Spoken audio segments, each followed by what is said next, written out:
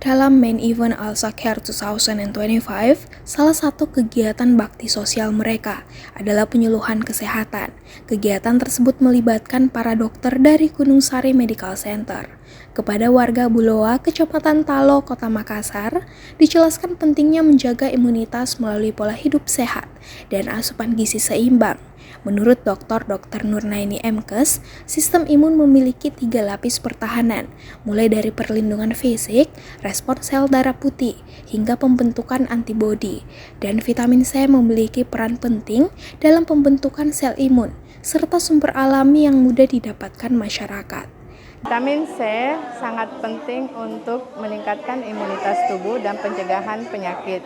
Imunitas tubuh adalah mekanisme pertahanan dari mikroorganisme seperti bakteri, jamur, dan virus maupun parasit yang akan memungkinkan manusia makhluk hidup terkena sakit. Jadi sistem imunitas itu merupakan mekanisme bagaimana tubuh manusia bisa sehat dan mencegah penyakit. Adapun untuk sumber-sumber vitamin C itu bisa dari buah-buah segar dan buah-buah yang berwarna maupun dari sayur-sayur yang dikonsumsi sehari-hari. Vitamin C itu sumber vitaminnya mudah dijangkau, harganya murah, kemudian mudah didapat dan tidak membutuhkan olahan yang sangat susah, mudah diolah.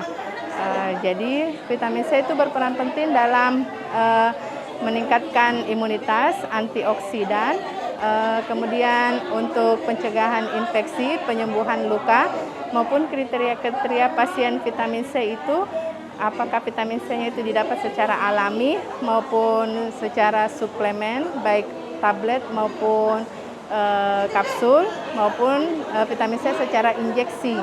Adapun yang makanan alami ya untuk pasien yang bisa memakan asupan yang cukup tanpa membutuhkan tambahan suplemen, misalnya pada ibu hamil, menyusui maupun perokok aktif.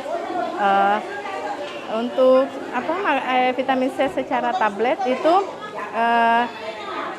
bisa kita diberikan pada pasien yang flu, common flu, ataupun yang sudah penyembuhan luka, maupun untuk yang sudah operasi boleh juga.